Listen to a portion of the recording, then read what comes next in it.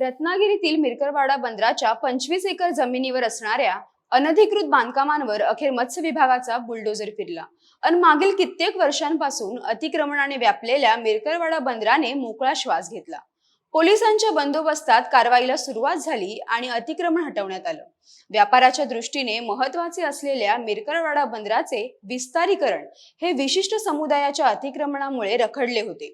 मात्र राज्याचे मत्स्य व्यवसाय व बंदर विकास मंत्री नितेश राणे यांनी कार्यभार स्वीकारल्यानंतर त्यांच्या पहिल्याच रत्नागिरी दौऱ्यामध्ये या बंदरातील अतिक्रमण हटवण्याचे आदेश दिले होते।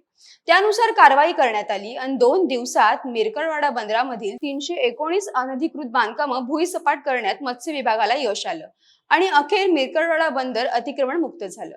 तर नेमकं काय आहे हे मिरकरवाडा बुलडोझर कारवाई प्रकरण जाणून घेऊया आजच्या व्हिडिओतून। नमस्कार, मी अनिशा डुमरे आणि कॅमेऱ्यावर आहेत आलेख चाळके। कोकण किनारपट्टीवरील व्यापारी दृष्ट्या महत्त्वाचं आणि आकारानं सगळ्यात मोठं मच्छीमारी बंदर असा लौकिक असलेलं हे मिरकरवाडा बंदर। हे बंदर इथल्या अतिक्रमणांमुळे गेली अनेक वर्ष विकासापासून वंचित राहिलेले आहे। रत्नागिरी शहरापासून जवळ असलेल्या या बंदरावर किरकोळ आणि घाऊक मच्छी विक्री करणारे यांच्यात मच्छी विकण्याच्या जागेवरून वाद आहे। दरम्यान किरकोळ विक्रेत्यांना बांधून दिलेल्या शेडमधून मच्छी विक्री होत नसल्यानं वाद सुरू होता। अनधिकृत बांधकामं, अस्वच्छता, प्रदूषण या सगळ्यामुळे बंदराची दुरावस्था झाली होती। तसेच या सगळ्याचा पर्यावरणावर झालेल्या परिणामांमुळे जवळच्या किनारी भागातील मासळींचे प्रमाणही घटले होते। पर्यावरणीय बदलांचा दूरगामी परिणाम मत्स्योत्पादनावर झाल्यानं मत्स्य व्यवसायही धोक्यात आला होता। मिरकरवाडा या बंदरामध्ये 500हून अधिक मच्छीमारी नौका उभा करण्याची क्षमता आहे। मिरकरवाडा आणि तालुक्यातील विविध भागांमधून आलेल्या नौका वगळता जिल्ह्यातील अन्य मच्छीमारही समुद्रात पकडून आणलेली मासळी इथेच उतरवतात। कोकण किनारपट्टीवरील सुरक्षित आणि मच्छीमारांना व्यवसाय असलेलं हे बंदर आहे। येथे दरही चांगला मिळत असल्यानं मच्छीमार इकडेच वळतात। काही परराज्यातील नौकांकडूनही मासळी उतरवली जाते। कोकणातील सर्वाधिक उलाढाल याच बंदरावरून होते। मागच्या 15 वर्षात 2010-11 साली या बंदरात सगळ्यात जास्त म्हणजे 51,000 मेट्रिक टन उत्पादन मिळालं होतं। त्यानंतर आतापर्यंत एवढे उत्पादन झाले नव्हते।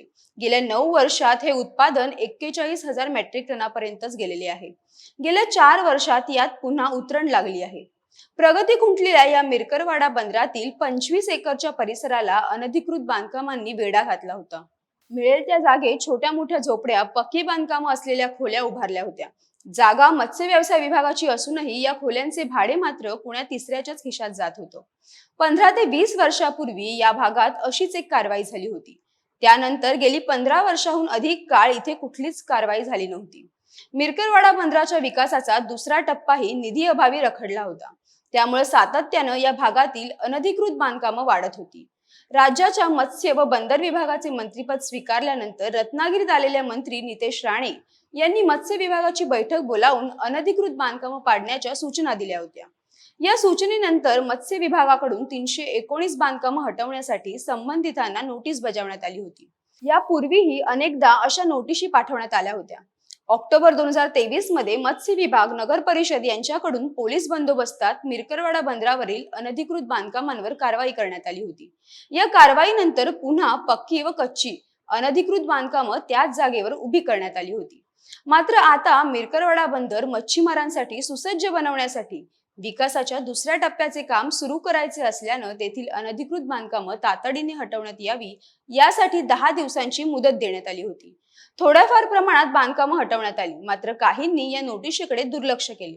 ही बांधकामे हटवू नयेत यासाठीही प्रयत्न करण्यात आले। मात्र वाढीव 2 दिवसांच्या मुदतीनंतर अखेर सोमवारी भल्या पहाटे अनधिकृत बांधकामांवर मत्स्य व्यवसाय विभागाचा हातोडा पडला।